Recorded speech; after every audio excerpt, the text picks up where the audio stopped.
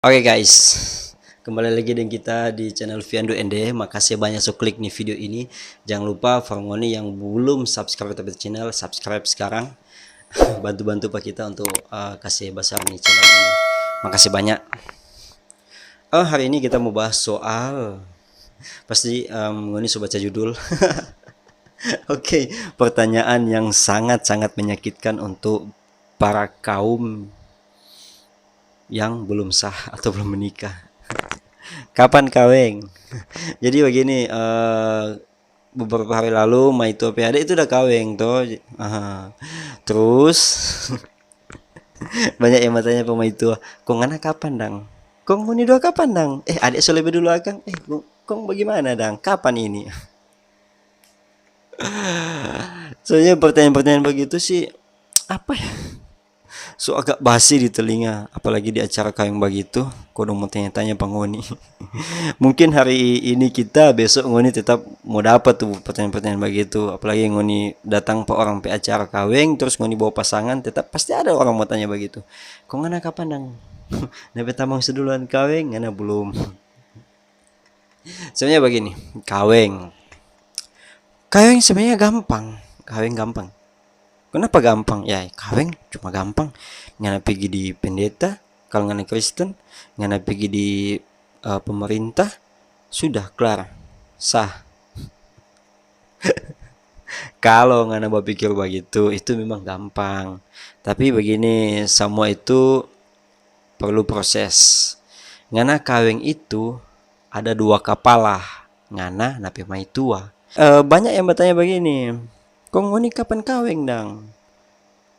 Terus ngoni jawab begini, aduh belum dadoi. Terus ngana petang bilang begini, mau meriah bagaimana so? Kawin juga di kampung biar cuman BS bagi itu, undang pendeta, kuntua biar cuma minum teh dan makan cookies. Sudah kelar cerita. Oke, bagi ngana bilang begitu. Tapi ini kawin itu bercerita dua kepala, ngana dengan nape mai tua. Pikiran laki-laki itu pada umumnya sama. Kawin biasa jo, nggak usah besar kawin. Kita pun berpikir begitu. Oke, kita semua kawin, mak curah. Kawin biasa jadi kampung, modal 5 juta sudah jadi pesta besar itu.